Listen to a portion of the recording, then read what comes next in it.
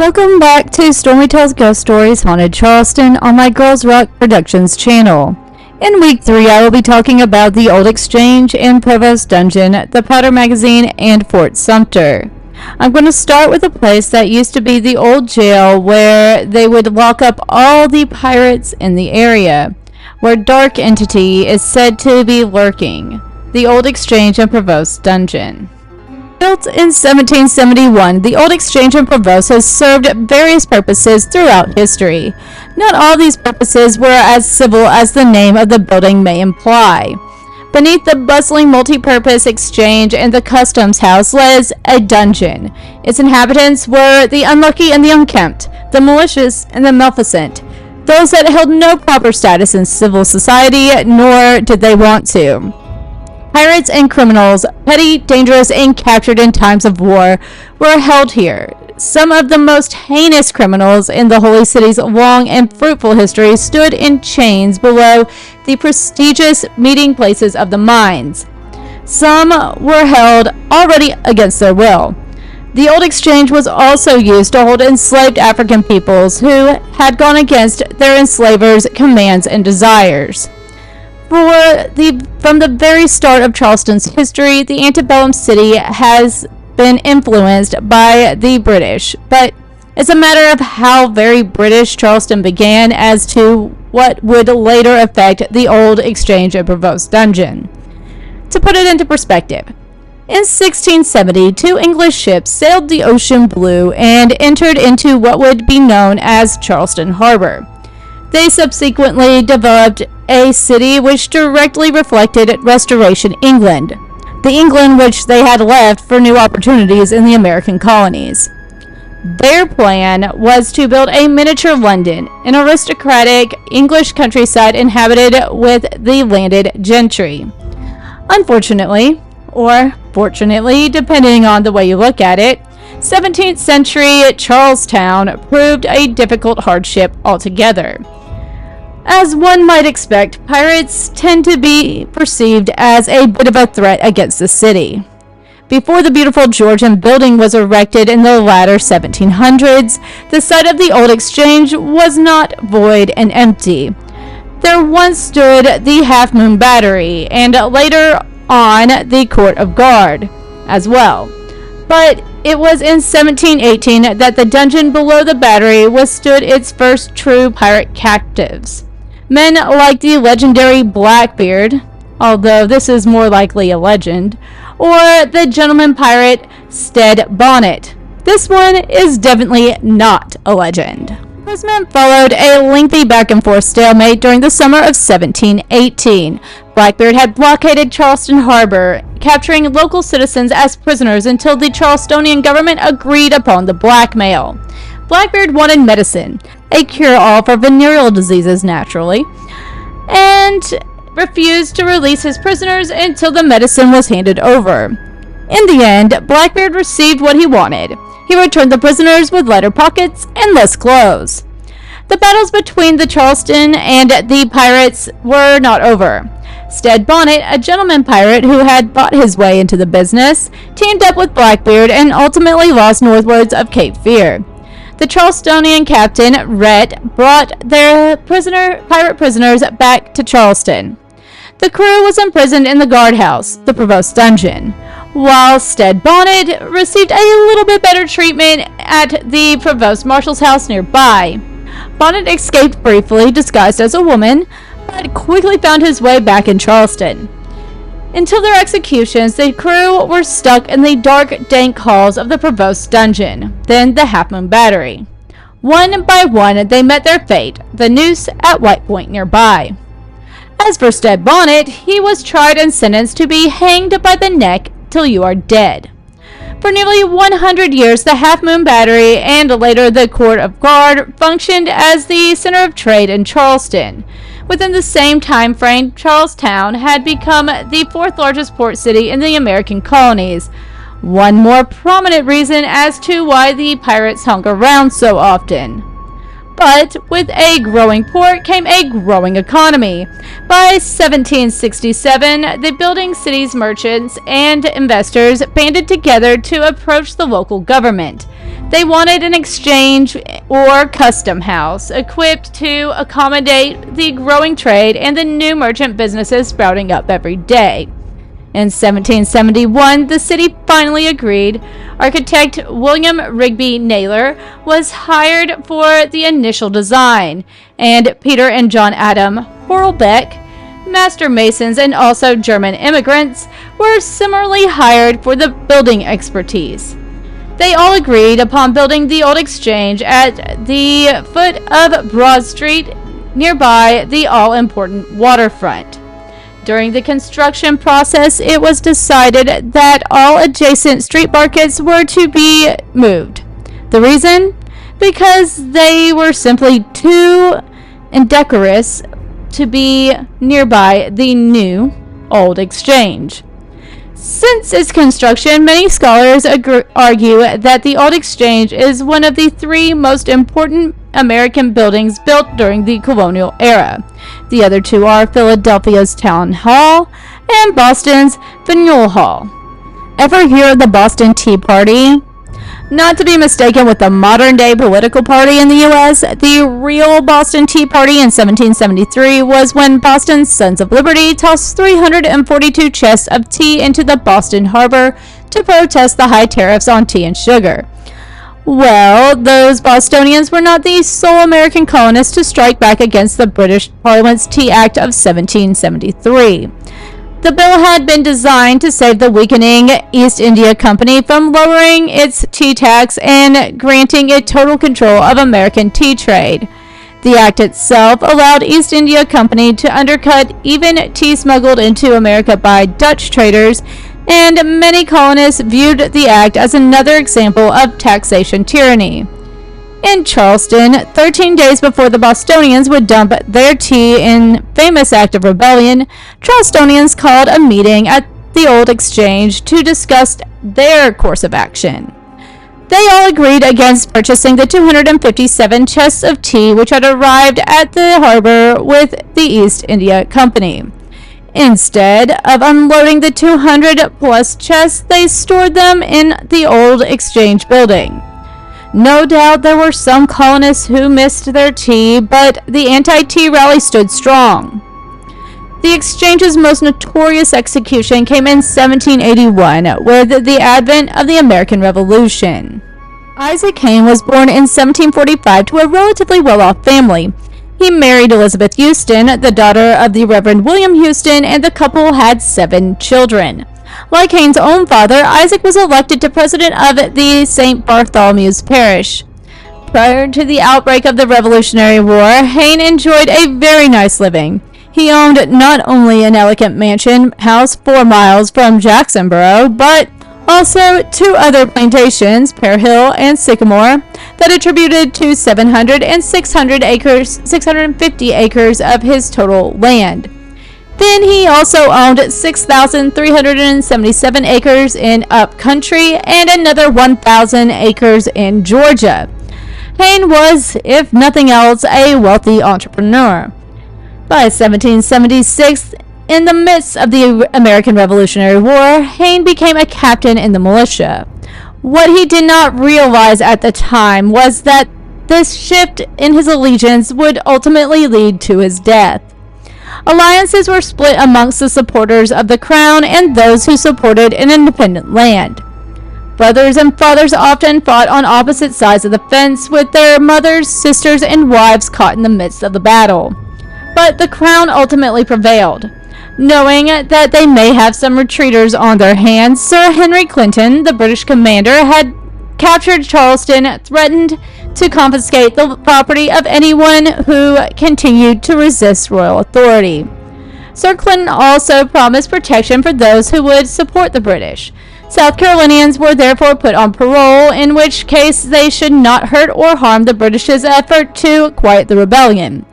When Sir Clinton released parolees from parole on June 20th, 1780, those who did not swear allegiance to the king were deemed rebels. Meanwhile, Isaac Hayne had reluctantly linked up with the British. He had so many properties, so much wealth, that to turn his back now would have proved a faulty move. He agreed, but with a few stipulations. He wrote that he would submit to their government and take the oath, but must openly declare that he should consider it as obligatory only as long as their protection would really be of benefit to him, or till the Americans would again get possession of the country. In short, he was willing to support the crown while they occupied Charleston area, but as soon as the Continental forces pushed back and pushed them out, he would no longer be tied to the royal militia, and Isaac Hayne's downfall would soon follow. The success of Major General Nathanael Greene ultimately allowed Hayne to believe that the British were on the outs, and he was free of his obligatory allegiance to them. His binds to South Carolina were much stronger, and he became a colonel in the local militia.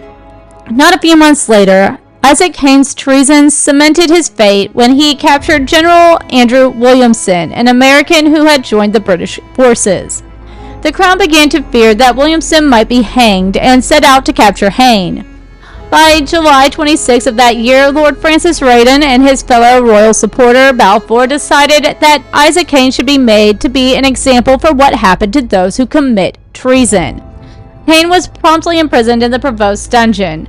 Notes from his attorney or his neighbors surfaced. Hayne begged Raydon and Balfour to let him see his children one last time. He begged the council. He begged his attendants. He was denied every time. On the day of his scheduled execution, citizens gathered to stand shoulder to shoulder in the streets. They stood, anxiously waiting to see one of their own dance in the breeze for only standing by his South Carolinian brethren. As Hayne was led up to the gallows, a 14-year-old boy, Isaac Newfield, said that the prisoner was escorted by a party of soldiers to a gallows erected without the lines of the town, with his hands tied behind, and there hung till he was dead. For most of the 19th century, the exchange functioned as a federal post office. In 1791, George Washington, yes, the George Washington, had appointed a new postmaster to the exchange. Less than 30 years later, the 1825 Almanac reported that the Charleston Post was the best and most convenient in the U.S. Until the early 1840, everything was relatively smooth sailing. Charlestonians visited the post office to pick up their mail, and the postmaster, Alfred Huger, then held the reins. When Northern abolitionists began sending anti-slavery literature to the Charlestonians via the post office, those same Charlestonians were decidedly not pleased. They immediately wanted to see that the literature was destroyed. A mob attempted to break into the post office and commence with the destruction, but a city guard stopped them. A second group had more success sneaking in during the dead of night. They stole the leaflets and burned them in front of the Citadel, or current-day Madison Square. Another group planned a follow-up. Alfred Huger was not amused. He stood at the helm of his workplace, ready with his shotgun to die before he would permit such another outrage. Huger refused to allow the mob inside and told them that he would deliver their mail to their respective houses. What they did with the literature after that was not his problem. From 1849, letter carriers began delivering mail directly to the residents of Charleston. It was the first mailing service of its kind, and for each letter delivered, the recipient was charged a penny. This earned it the nickname the Penny Post. 2 years earlier, the exchange was used to create U.S. postage stamps as well. So, today should you have any complaints to take up with the USPS, blame 1849 Charleston for your troubles or your successes. The old exchange and its accompanying dungeon spent the majority of the 20th century under the threat of redevelopment, until being saved for preservation by the Rebecca Moat chapter of the Daughters of the American Revolution. As of 1981, the old Exchange and Provost Dungeon officially opened as a historical museum It is a museum that highlights a history of both pirates and proud patriots chained within its damp, dark walls. And it is the same history that manifested a paranormal aura today, in which those who visit can't help but wonder, have the spirits of those long ago prisoners and rebellers ever truly left? Unspeakable tortures, endless nights spent below street level. Is it any wonder why many believe the Provost dungeon to be haunted? From 1680 to 1767, Charleston remained a walled city, with the intent to keep out the pirates and marauders. Those who were caught, such as Stead Bonnet and his merry crew of pirates, were shuffled down into the dungeon. You can still see the remains of the original city walls, and if you're lucky, you might see a few ghosts. Down in the dungeon, people have reported hearing terrifying cries and screams, as well as harrowing moans, as though someone is in great pain. But it is also down in the dungeon that reports of seeing chains swinging by unseen forces have surfaced over the years. For those lucky enough to catch the glimpse of this paranormal phenomena, they are quick to point out that no one ever touches the chains before they begin swaying. Dancing orbs are not uncommon, and neither are chilling cold spots. It seems that the spirits lingering in the Provost dungeon are not content to stay hands-off, however. A number of visitors have reported being pushed or feeling invisible hands wrap around their throats. Down in the dungeon, it was not uncommon for the dead to be left to rot amongst the living, which has left spirits that are certainly not the kindest in the afterlife. Fortunately, the spirits who inhabit the exchange on the upper floors are not nearly as malevolent. On more than one occasion, visitors have approached what they believe to be a staff member dressed in Revolutionary period garb. Only the moment that they step too close, it is only to see the staff member vanish right before their very eyes. In comparison to the dark entities roaming in the dungeons, disappearing staff members may be shocking, but it is better than experience than what can happen below the basement. Now we are going to head from the dark dungeons of the old exchange to the oldest building in all of Charleston, the Powder Magazine. Considered the oldest governmental or public building, the Powder Magazine is a hallmark of South Carolina history.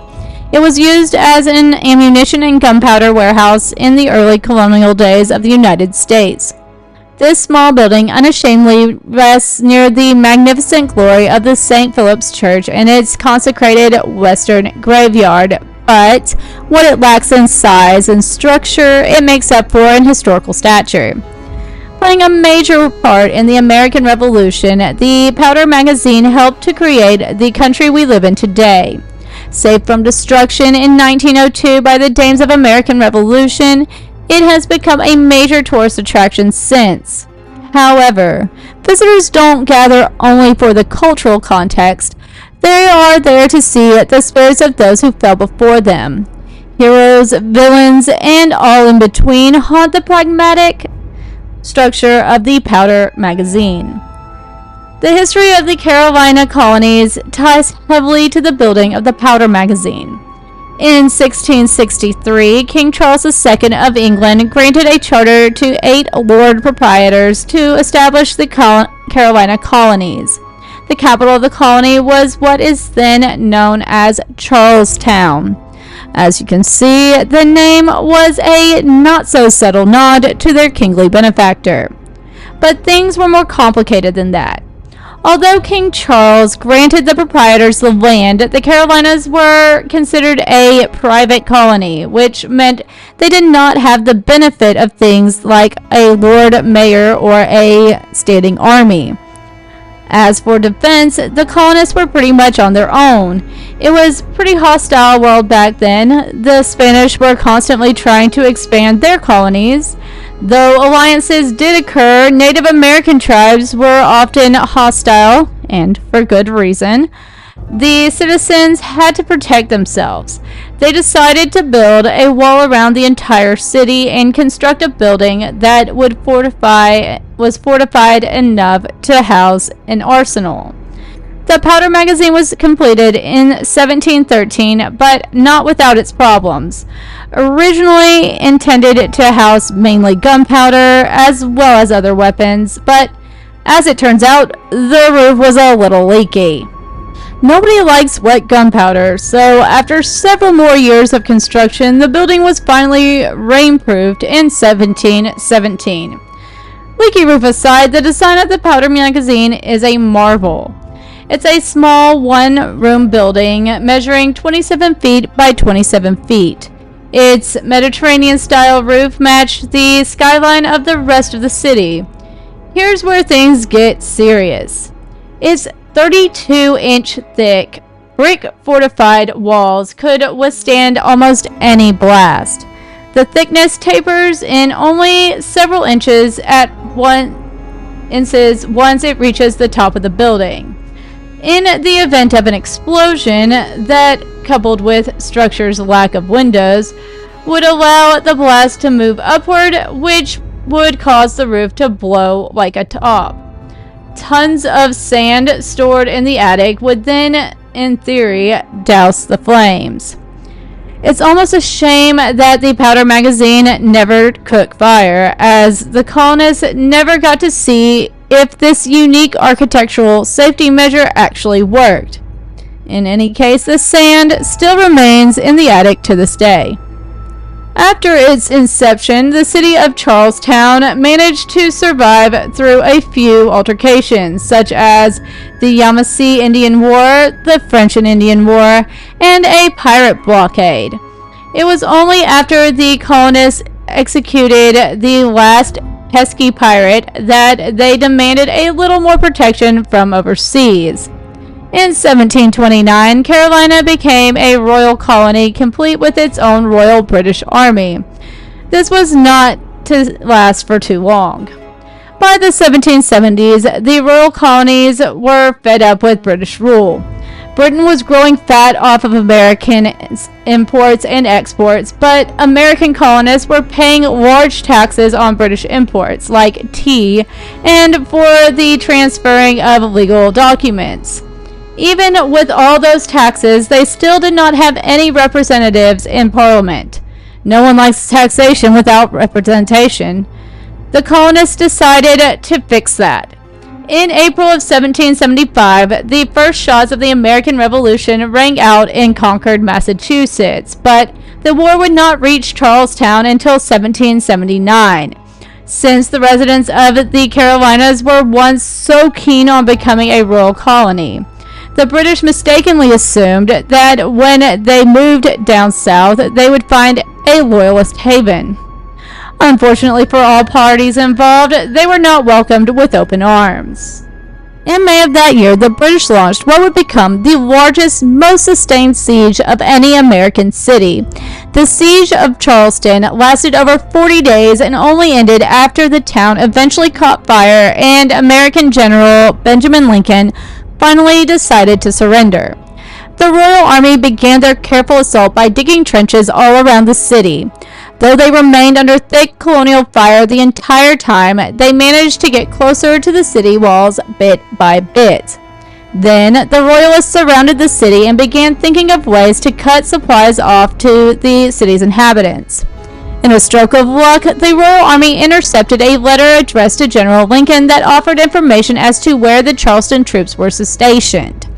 The Royalists surprised the colonial troops in the wee hours of the morning, irrevocably turning the tides in their favor.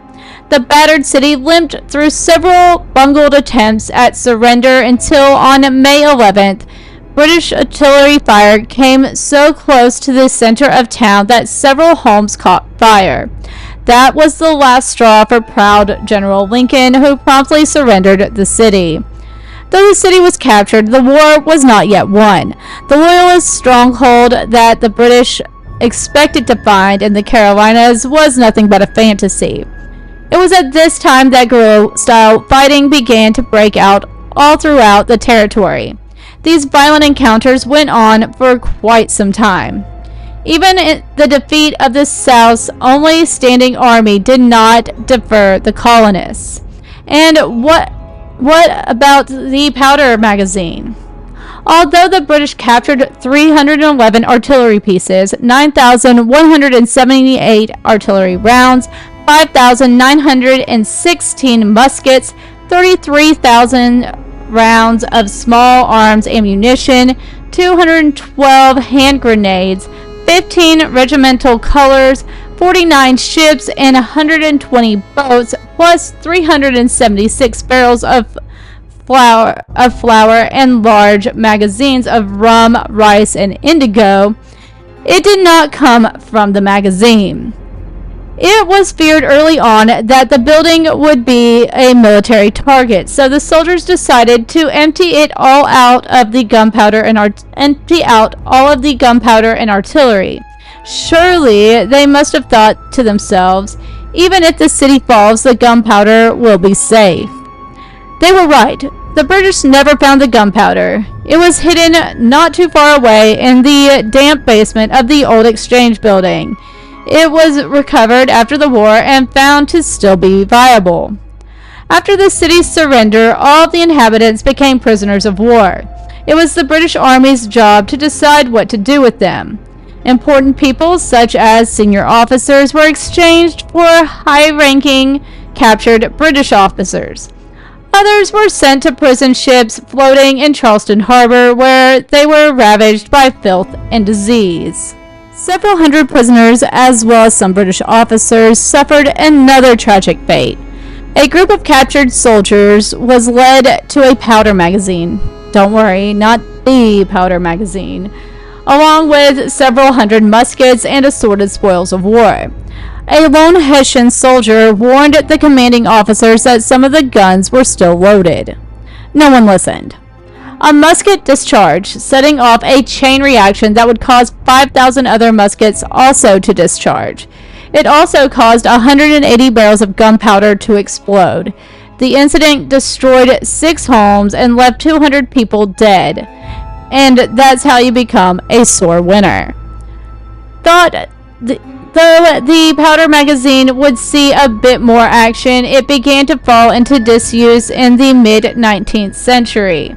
After the French and Indian War ended, the city of Charleston began to experience some more peaceful times. The magazine then became nothing more than a general storage facility. Its most interesting use was as a wine cellar for Gabriel Montaigu, who was a descendant of a French Huguenot and the wealthiest man in North America at the time. By the beginning of the 20th century, the building was looking a little worse for wear. That is when the colonial dames of America decided to step in to preserve the priceless piece of history. The dames bought the building in 1902 and turned it into a museum. In 1972, it was added to the National Register of Historic Places. Though it was once nothing more than a thick pile of bricks used to store gunpowder, it is now a national landmark. The museum remains open to this day. It is often said that the spirits are connected to violent places and events. There's something about tragedy and mass murder that keeps spirits from crossing over. If that's the case, then the powder magazine should be full of them, whether it's the suddenness of the senselessness of it, or leaves ghosts behind. Just as many people have seen ghostly soldiers crossing the battlefields at Gettysburg, some have reported seeing the same sort of residual spirits of soldiers still guarding their posts at the powder magazine in Charleston. While it is disputed, some rather famous ghosts are purported to haunt the powder magazine as well. Guests of the museum have claimed to have seen the ghost of the infamous female pirate and Charleston resident Anne Bonny, peeking out from behind the displays. Bonny, born in 1690, ran off and married pirate James Bonny while in her teens. Though she's been linked to other famous pirates such as the flamboyant Calico Jack, she was a fierce pirate in her own right. Her fiery temper has been well documented, and her bravery and determination rivaled the men of her time. In fact, her spirit is so strong, many people claim to see her in other locations around town. Bonnie is believed to have met her end at the ripe old age of 88 in her hometown of Charleston. Is it possible that her presence still lingers? Many people believe so. Take a walk down Charleston's historic streets and maybe you'll run into her. Other shadowy figures have been spotted at the Powder magazine as well. Who are they is anyone's guess. Perhaps it's old Gabriel Menajol perusing his wine cellar, or even one of the Lord Proprietors of the Carolinas himself, Sir Peter Colton. From a dungeon to a magazine, now it is off to one of the most infamous forts in American history, Fort Sumter. You may remember Fort Sumter from middle school history as the place where the American Civil War began. The decades of tension between the northern states and southern states came to a head at the fort on the 12th of April in the year 1861. It was on this date that Confederate soldiers attacked the federal fort of Sumter in the Charleston harbor, capturing it within 34 hours. Over the next 4 years, there were many more battles as Union forces never gave up hope of recapturing the fort. Fort Sumter's importance to both sides caused a constant stream of battles. The prominence of the fort would continue through the duration of the war, and the scars from the era would be felt for generations long after. Fort Sumter was named in honor of the patriot and icon of the American Revolution, Thomas Sumter. The fort was constructed shortly after the War of 1812 as part of a fortification process along the southern Atlantic United States. This was a necessary step in protecting the harbors of the coast from would-be attackers. While construction commenced on the fort in the year of 1829, the fort still was not finished when the Confederate artillery attacked the structure in 1861. Perhaps one of the reasons why the rebels were able to take control of Sumter. After South Carolina seceded from the Union on the 26th of December in 1860, tension in the state was finally about to explode. U.S. Army Major Robert Anderson left Fort Moultrie in secret, taking guns and men with him to Fort Sumter, believing that Sumter gave the Union a better chance against the South Carolina militia. However, as already mentioned, Sumter was still under construction at the time Major Anderson relocated his men to the fort. There was also a shortage of cannons and other artillery, the result of cuts to military funding by President Buchanan. Over the next few months, there were calls by South Carolina Governor Pickens and Confederate Brigadier General P.G.T. Beauregard for the then President Buchanan to surrender and evacuate Fort Sumter, but these requests were discarded. On March 4, 1861, Abraham Lincoln began his presidency, and upon gaining the knowledge of the dire situation that Anderson and his men were in at Fort Sumter, Lincoln ordered Gustavus V. Fox to lead a fleet in an aid mission into Charleston Harbor. The first of the ships carrying aid arrived on the 11th of April. Knowing this, Beauregard sent men to demand the Union surrender of the fort, but once again, Anderson refused. There were a few more brief discussions, but ultimately, peace was never an option. The following day, at 4:30 in the morning, the Confederates attacked the fort, with the bombardment lasting for 34 hours. The Union waited 2 hours into the battle before finally firing their first shot, which they ended up missing on the account that they did not use their highest mounted guns situated on the top of the fort. The Union was also forced to use their ammo methodically and sparingly, as they could not match the Confederates shot for shot. On the 13th of April, the Union faced the reality that they had no choice but to surrender the fort and evacuate. Each side experienced casualties during the battle. One Confederate soldier died as a result of a cannon being misfired. On the Union side, 2 soldiers were killed, one during the battle and another during a 100-shot salute, which was cut short to 50 as the soldier was killed on the 47th shot. Nearly 2 years later, on the 7th of April in the year 1863, the Union attempted to regain control of Fort Sumter in the Charleston harbor. However, in the 2 years following the first battle, the Confederates went to great lengths to ensure that the fort would be able to sustain impending sieges. Thus, the Union's attack would prove to be unsuccessful. Once again, the Union soldiers were simply unable to match the Confederates' artillery. During the battle, the Union's USS Keokuk was badly damaged and sunk the following day.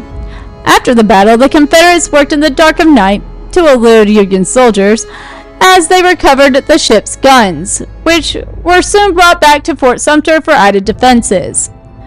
To further strengthen the fort, hundreds of slaves were also forced to upgrade protection standards as Confederates knew there was yet another battle on the horizon. During the endeavor and throughout the Confederates' occupation of Sumter, a large but unconfirmed number of slaves died from extreme working conditions. Following the failure of their siege, Major General Gilmore and Rear Admiral Dahlgren began planning their next attack, which they had goaled for the 8th and 9th of September of 1863. However, the willingness of the parts of Gilmore and Dahlgren to work together was reductive at best. The most notable sign of their poor leadership occurred when Dahlgren refused to defer command of his sailors and Marines to the Army and opted to send out his flotillas before the Army's flotilla was able to join them. Due to Dahlgren's impatience, the Navy was easily defeated before the Army could even arrive to provide much-needed backup. During this poorly executed assault, only the Union experienced death. 8 men were killed, with 19 wounded and another 105 captured. Despite the Union's lack of success in trying to capture Fort Sumter, there would be several more attempts and more blood spilled in the years to follow. Finally, on February 17th in 1865, upon the news General William T. Sherman and his men were working their way through South Carolina, the Confederates voluntarily evacuated Fort Sumter and abandoned the city of Charleston altogether. With the war over and the fort in ruins, the Army began the process of restoring Sumter. The fort would later go on to serve as a lighthouse until the year of 1897, when the brewing Spanish-American War in 1898 revived interest in the fort, and thus Sumter was renovated with installations and artillery. 68 years later, in 1966, Fort Sumter was named to the list of National Register of Historic Places. To visit Fort Sumter today, you must travel by boat or via ferry ride. And whilst at the Fort Sumter Museum, you'll find information about the critical role it clearly played during the American Civil War. Today, Fort Sumter is a popular tourist attraction, drawing in students of school field trips, American Civil War buffs, and other curious visitors. All, in fact, curious in seeing the site of the first battle of the American Civil War. But at Fort Sumter, there is more than just tales of history. Some say that at Fort Sumter, there are ghosts of fallen soldiers and departed slaves. One of these souls who is rumored to haunt Fort Sumter is the Union soldier who was killed on the 47th shot of the 100-gun salute. The soldier's name was Daniel Howe. Daniel was born in Tipperary, Ireland during the year of 1825. It is believed that he enlisted in the U.S. Army in 1849, not long after he immigrated to America. He was eventually stationed at Fort Sumter in April of the year 1861, shortly before the war was destined to begin. The morning of the first battle of the Civil War, Howe saw action, serving as an artillerist. The Confederates outshot the Union soldiers with reportedly more than 3,000 rounds. After the 34-hour deluge of bullets and cannonballs, Major Anderson surrendered the fort. The Union soldiers were permitted a 100-gun salute before they were to evacuate Sumter. However, on the 47th round, there was a misfire which cost Daniel Howe his life. Major General Major General Andrew Doubleday, who was present at the time of Howe's death, spoke of what he had witnessed. It happened that some flakes of fire had entered the muzzle of one of the guns after it was sponged. Of course, when the gunner attempted to ram the cartridge down, it exploded prematurely, killing Private Daniel Howe instantly and setting fire to a pile of cartridges underneath, which also exploded, seriously wounding 5 men. 50 guns were fired in the salute. That day, Howe was buried at the fort, and with that final act, the Union Army left the grounds of Fort Sumter. Reports of people witnessing the ghost of Daniel Howe began popping up shortly after the Confederates took control of Sumter. Rebel soldiers would claim to see a Union soldier walking around the fort. Even to this day, visitors have claimed to have seen a ghostly Union-dressed soldier. Others have claimed to see smoke and smell the scent of gunpowder while in the ghost's presence.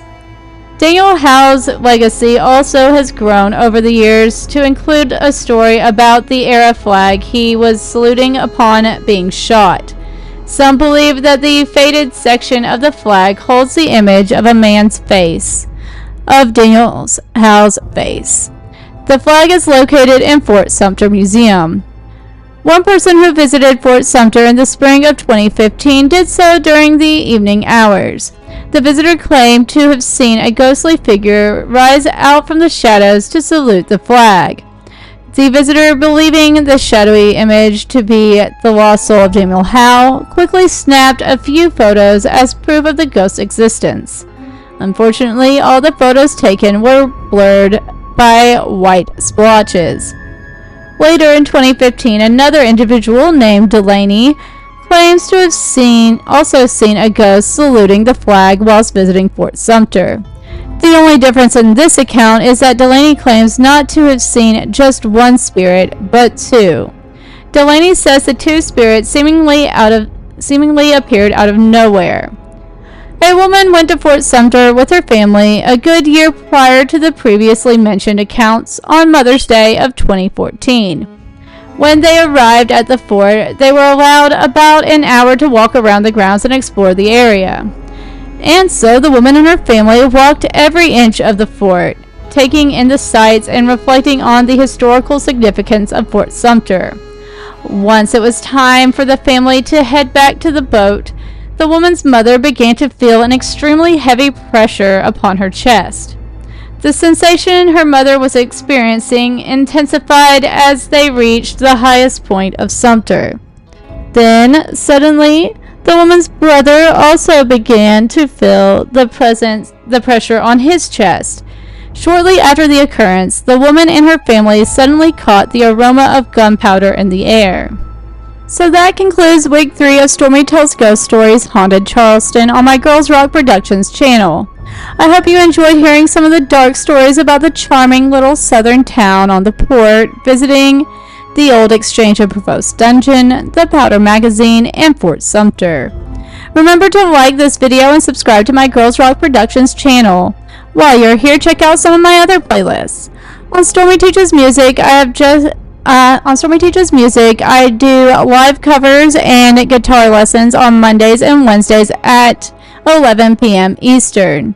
Now right now those live covers are on hiatus because my daughter had broke one of my guitar strings and then also broke my restringing tool. So I need a couple weeks maybe to get those in and get that back up and going. But I normally will do the live covers on Monday, and then the lessons for the song I covered on Monday on Wednesdays. When I do start them back up, I will start with the Wednesday live lesson of Almost Lover by A Fine Frenzy. After that, it will resume with the covers being on Monday, and the lessons for the song covered will be taught on Wednesdays. I also have just started up my Stormi Talks True Crime playlist, where I talk about some of the most controversial and heinous crimes in history. Those new videos are posted Thursdays at 6 p.m. Eastern. If you are ever in the Wilmington area, sign up for the Wilmington Ghosts Walking Tour or the Wilmington Spirits and Spirits Pub Crawl with U.S. Ghost Adventures. You can have me or one of our other talented guides show you around our historic downtown and hear some of the darkest stories the beautiful city on the beach has to offer. While you are visiting, if you decide you want to stay or buy a vacation home, check out my Moving to Coastal Carolina channel and contact me, as I am a licensed realtor in southeastern North Carolina area.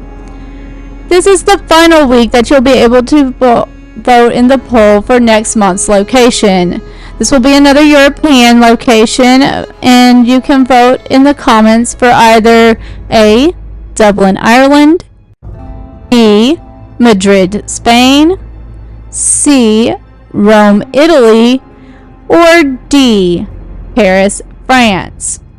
Tune in next Tuesday at 6 p.m. Eastern for our final week's installment of Stormi Tells Ghost Stories Haunted Charleston. Until then, have a great week and stay safe.